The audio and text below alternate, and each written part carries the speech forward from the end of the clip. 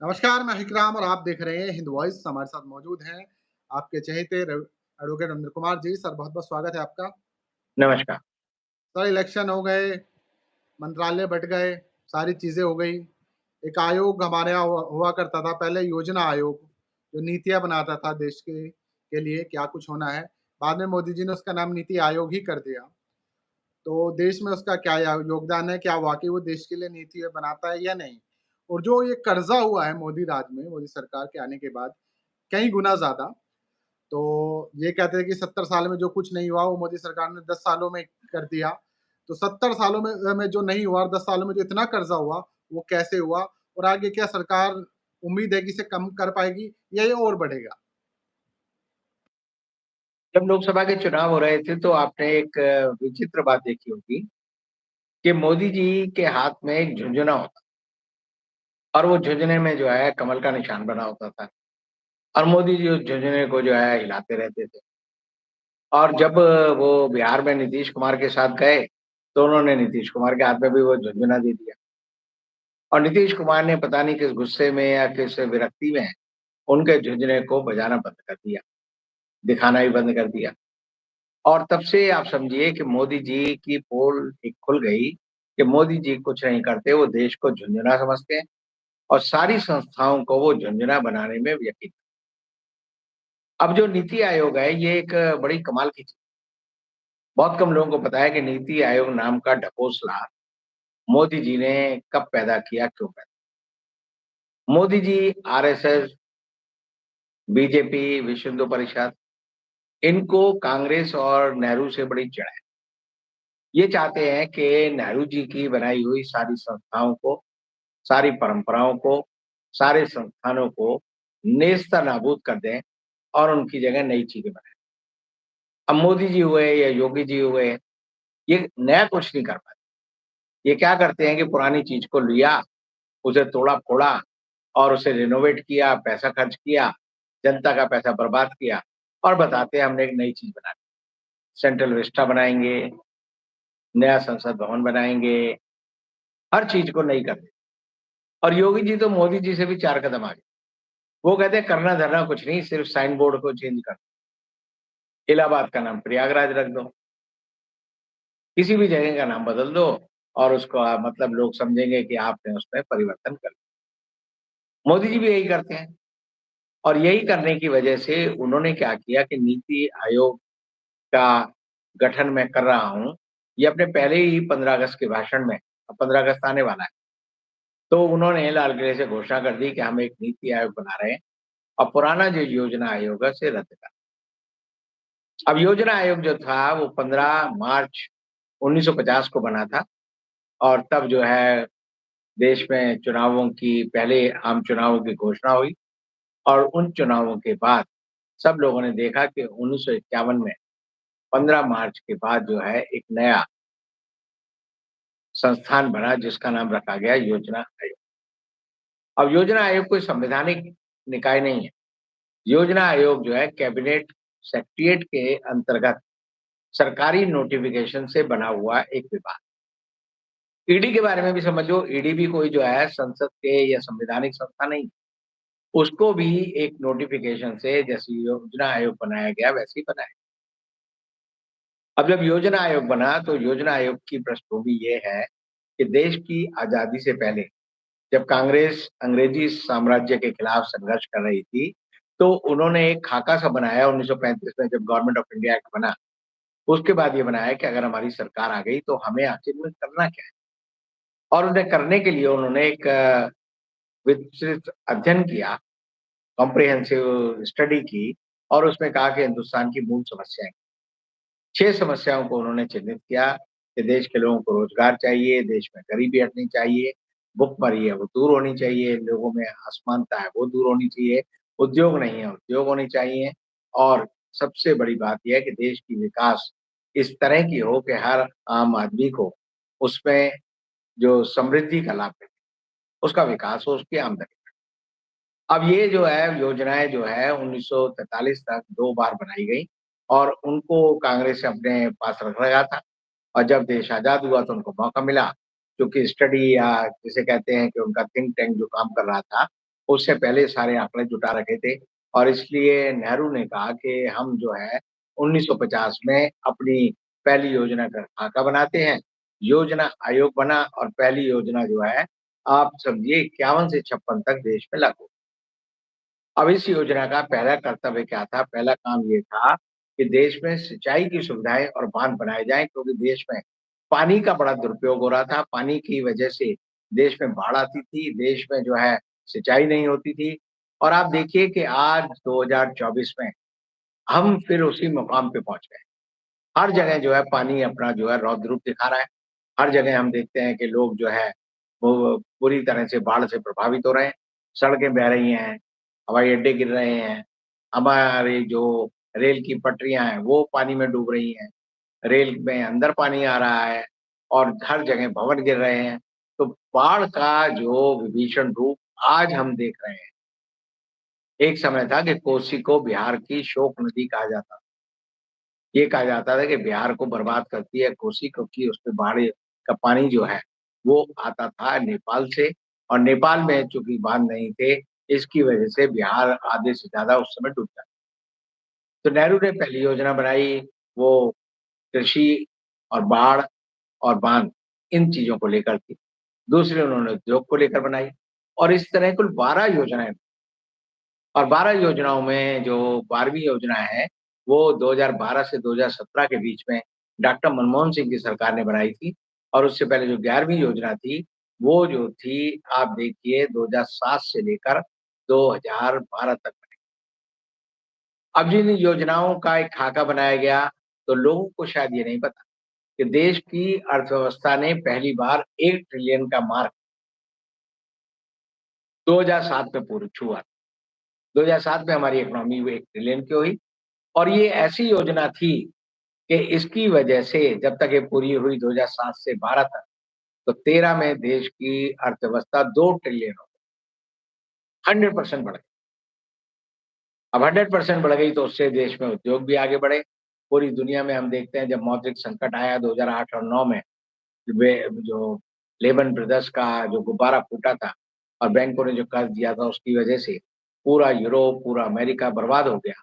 लेकिन हिंदुस्तान की अर्थव्यवस्था पर इससे असर नहीं पड़ा क्योंकि उस समय की 11वीं पंचवर्षीय योजना के तहत जो प्रगति हुई, उसकी वजह से देश में कोई संकट का एहसास लोगों को नहीं और तब दुनिया ने डॉक्टर मनमोहन सिंह का लोहा माना और लोहा मानने के बाद यह हुआ कि देश और दुनिया में भारत का नाम हुआ।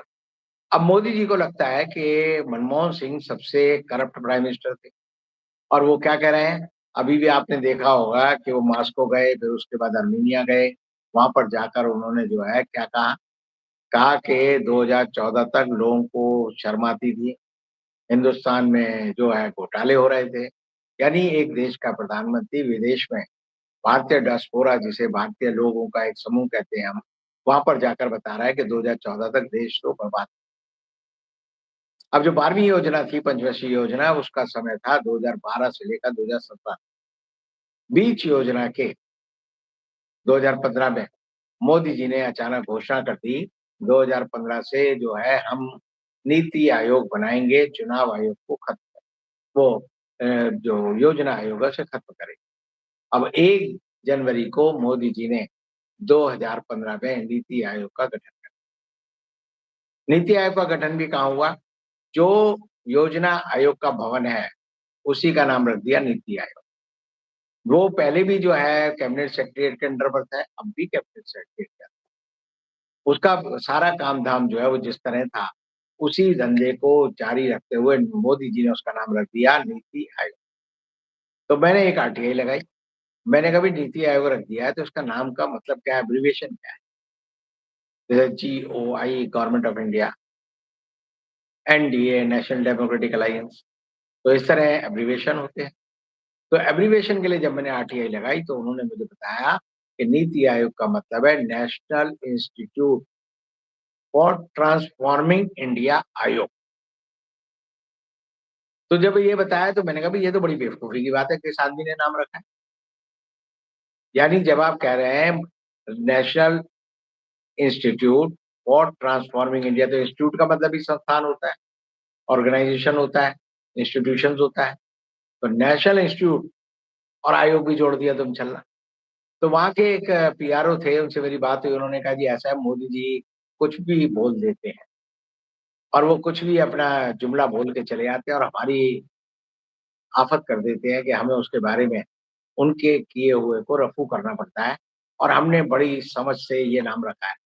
तो मुझसे उसने कहा, आप कोई अच्छा नाम सुझा सकते हैं? मैंने, भाई मैं तुम्हारी खिल्ली उड़ाने आया हूँ, तुम्हारा मज़ाक उड़ाने आया हूँ, मैं कोई रफ़ूगिरी करने नहीं आया, तो मैं तुम्हें क्यों सुझाऊँ? तो मैं चला आया। तो अब समझिए, जिस संस्था का नाम ही गलत हो, यानी राम नाम की जगह मरा-मरा बोलेंगे, तो अगर मोदी जी समझेंगे मैं वाल्मीकि की तरह जो है विद्वान हो जाऊँगा, लोग मेरी पूजा करेंगे गलत। तो मोदी जी ने नाम ही गलत सोचा, या जिस आदमी ने उनको नाम बताया वो भी गलत था, मूर्ख। अब ये शब्द जो है बड़े कटु लग सकते हैं।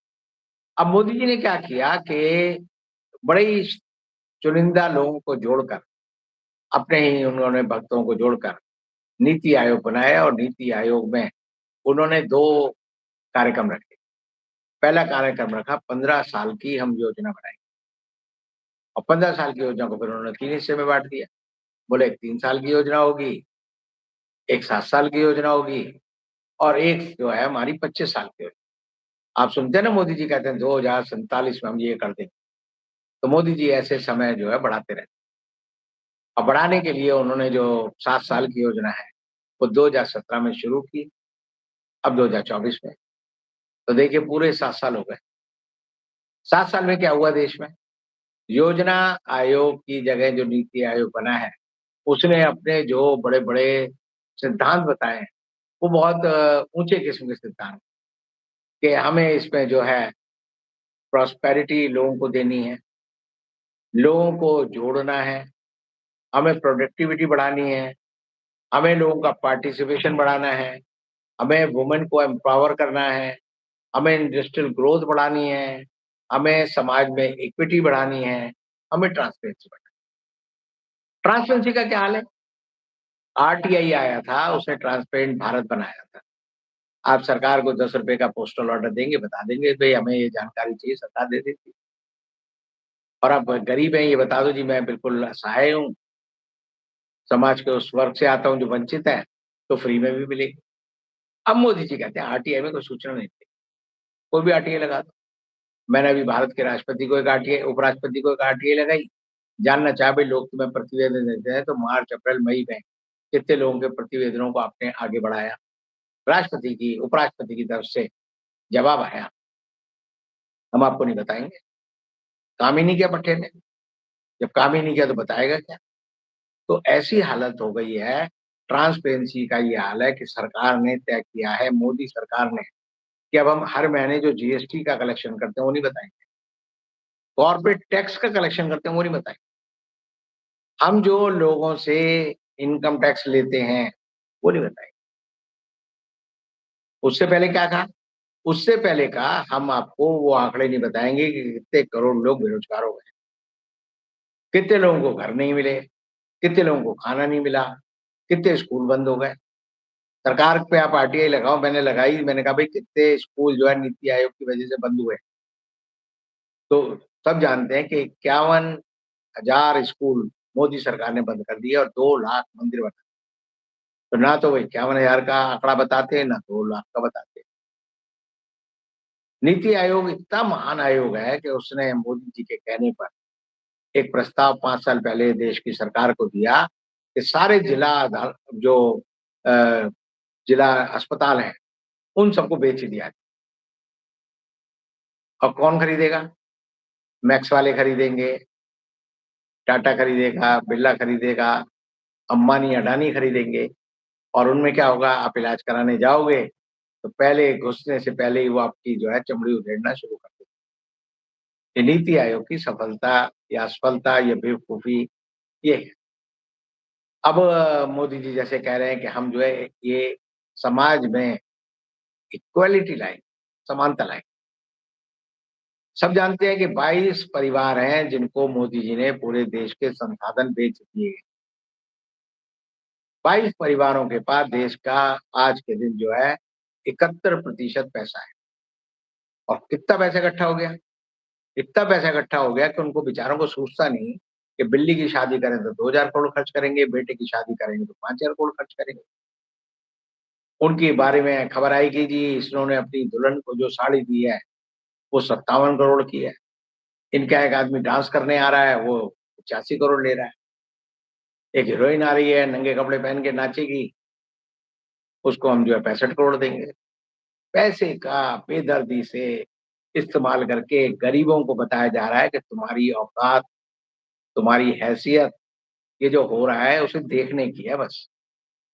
तुम सपने में भी मत सोच लेना तुम ऐसा करो। जिस देश में 20% लोग पत्ते चाट कर खाते हैं, पेट भरते हैं, एक टाइम खाना मिलता है।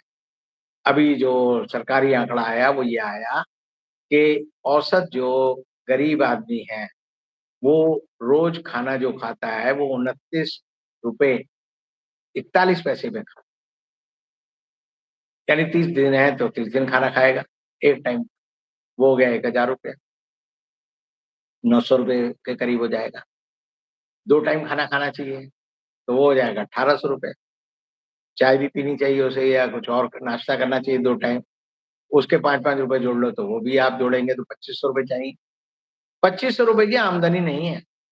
मोदी जी अभी रूस गए तो बताया हम विश्व की 5वीं बड़ी अर्थव्यवस्था होने वाले हैं, हम 3 ट्रिलियन की इकोनॉमी होने वाले हैं। और हाल ये है कि दुनिया में प्रति व्यक्ति आय में भारत का स्थान जो है 125वां है। बांग्लादेश का प्रति व्यक्ति आय हमसे आगे है, पाकिस्तान की हमसे आगे है, श्रीलंका की हमसे आगे है। तो आपने देश के लोगों को गरीब और भुक्कड़ बनाकर सारा पैसा खींच लिया और क्या कह रहे हैं, नीति आयोग का उद्देश्य है कि सबको समानता, समान अवसर देना है। प्रॉस्पेरिटी का क्या हाल मैंने बताई कि प्रॉस्पेरिटी का हाल ये है, अमीर अमीर हो रहा है, गरीब गरीब हो रहा है। वुमेन एम्पावरमेंट की हालत क्या है? वुमेन एम्पावरमेंट की हालत ये है कि औरतों को खाना नहीं मिलता, बाबाओं के चक्कर लगाती हैं, शिक्षा नहीं है उनको, अंधविश्वास में लपेट रखा है। औरतों को बाबा लोग चाय पिलाकर उसमें नशीले पदार्थ पिलाकर अपना गुलाम बनाते हैं और मोदी सरकार चुप रहती है। और नीति आयोग का क्या काम हो गया है? पहली बैठक हुई, मुझे याद है कि प्रधानमंत्री के घर पर नीति आयोग की बैठक हुई। एक बड़ा घेरे में कुर्सियां रख दी गार्डन में, मोदी जी एक तरफ बैठ गए, सारे राज्यों के मुख्यमंत्री सब उनको एक घेरे में बैठा दिया, सामने खाने की टेबल लगी थी। 5 मिनट कार्यक्रम चला, फिर कहा खाना खाओ। तो मोदी आयोग में, मोदी सरकार में एक चीज सबसे बड़ी, एनटीए, नेशनल टेस्टिंग एजेंसी, उसकी प्रेस कॉन्फ्रेंस हुई तो उसमें क्या हुआ? जब पहली प्रेस कॉन्फ्रेंस हुई कि पेपर क्यों लीक हो रहा है, तो वहां की जो उसकी ऑर्गेनाइजर है वो महिला कहती है 4थी मंजिल पे खाने की व्यवस्था है, खाने चलो। यानी ये समझते सारा देश भुक्कड़ है, सब पेट के गुलाम है, गले के नीचे इनको कुछ चाहिए। और इसीलिए आप देखिए इस सरकार का एक ही उद्देश्य है, सुबह दोपहर शाम रात टीवी पे, गोदी मीडिया में, अखबार में, पार्लियामेंट में झूठ बोलो, झूठ बोलो, झूठ बोलो, झूठ की बारिश दनादन करते रहो और ये समझो कि इसकी आड़ में सच जो है डूब जाएगा। देश के जो राष्ट्रपति हैं, उन्होंने भाषण दिया महाराष्ट्र में, दोनों सदनों के वहाँ के जो लोग हैं, सबसे ज़्यादा राजनीति का अगर जनाजा, नैतिकता की सबसे ज़्यादा बलात्कार अगर कहीं हुआ है तो महाराष्ट्र में हो रहा है। करने वाली बीजेपी है, करने वाले वहाँ के इस समय के जो मुख्यमंत्री है वो हैं, करने वाले इस समय के जो 2 उप मुख्यमंत्री है वो हैं और उसको वो भाषण पढ़ा रहे हैं। और गाली किसको दे रहे हैं? विपक्ष को। विपक्ष सटायर करता है, विपक्ष हमारे ऊपर पप्तियाँ कसता है, हमारा मज़ाक उड़ाता है, लोकतंत्र को गंभीरता से नहीं लेता। शुरुआत किसने की? शुरुआत किसने की? यानी कि मोदी जी करें तो रासलीला और राहुल गांधी करें तो कहें इसका करैक्टर ढीला ढीला, बाबा करे तो वाह वाह वाह ये तो कृष्ण कन्हैया पैदा हुए, दूसरा कोई करे तो कहें ये तो जो है चरित्रहीन है, दुष्चरित्र है, भारतीय संस्कृति का अपमान करता है, हिंदुत्व के खिलाफ है। तो आप समझिए नीति आयोग जो है वास्तव में मोदी जी के हाथ का झुनझुना है, अनीति का आयोग है, उसका नाम, काम, ढाल, चाल सब फर्जी है। उनकी कोई भी बुकलेट पढ़ा, आज मैं उनकी वेबसाइट देख रहा था, तो 13 मार्च 2024 के बाद वो वाइट उनकी जो वेबसाइट है, वो अपलोड नहीं हुई है, अपडेट नहीं हुई। तो भाई तुम करते क्या हो? आंकड़ा कोई नहीं है। नीति आयोग की पूरी रिपोर्टें पढ़ लो, कोई आंकड़ा नहीं। बड़े-बड़े जो है लफाजियाँ मिलेंगी। समावेशी विकास करना है, समीकृत लोगों को इकट्ठा करना है, महिलाओं का सशक्तिकरण करना है, कुपोषण को दूर करना है। अरे भाई ये तो बताओगे, बच्चे घर से निकलता है आदमी, तो देखता है कि मैंने कितना रास्ता पूरा किया। हर सड़क पर मील का पत्थर होता है, उस पे आप चलते रहेंगे तो पता चलेगा इतना रास्ता पूरा कर लिया, इतना आगे और है, हम यहाँ तक पहुँचे। मोदी सरकार आंकड़े नहीं देती। मोदी सरकार एक लंबी बात कर रही है। हमने बहुत विकास किया, हम सबसे ताकतवर हैं, हमारे लोग सबसे अक्लमंद हैं। यानी इन विशेषणों में कोई अनुपात नहीं है और यही वजह है कि देश को मोदी जी ने ये जो नीति आयोग है, इसकी आड़ में जब 2017 में मोदी सरकार थी और 7 साल की योजना शुरू होनी थी, तब देश पर जो टोटल कर्ज था, वो था 85 लाख। आज जो है वो है 205 लाख पर और अगले यानी पिछले 6 महीनों में 1 जनवरी से जुलाई तक, अभी जुलाई चल रहा है, अब तक जो है वो कर्ज मोदी जी ने 7.5 लाख करोड़ लिया है। गया कहाँ? बताएँगे नहीं, क्योंकि हम पारदर्शिता में विश्वास रखते हैं, नीति में विश्वास रखते हैं। चंद्रबाबू नायडू ने मोदी जी का गला दबाया, तो उन्होंने घोषणा कर दी कि हम अमरावती के लिए आंध्र प्रदेश को 60,000 करोड़ रुपए देंगे। तो एक तरह से मोदी जी का नीति आयोग देश और समाज को लूटने का ज़रिया बना।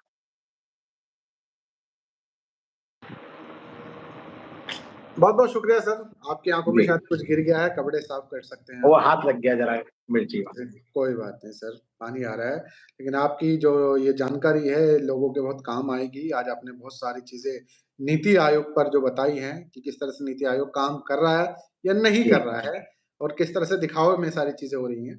जी, कुछ कहना है सर? जी, तो काफ़ी सारे लोग कमेंट कर रहे हैं और आप लोगों से मुझे ये उम्मीद है कि इस वीडियो को ज़्यादा से ज़्यादा शेयर कीजिएगा।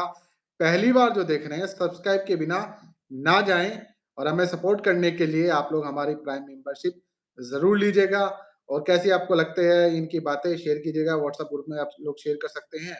तो आजकल रीच थोड़ी कम है, लेकिन आप लोग इसको बढ़वा सकते हैं शेयर, लाइक, कमेंट करके। कल फिर मुलाकात होगी सर के साथ, तब तक के लिए दीजिए इजाज़त। शुक्रिया सर। नमस्कार।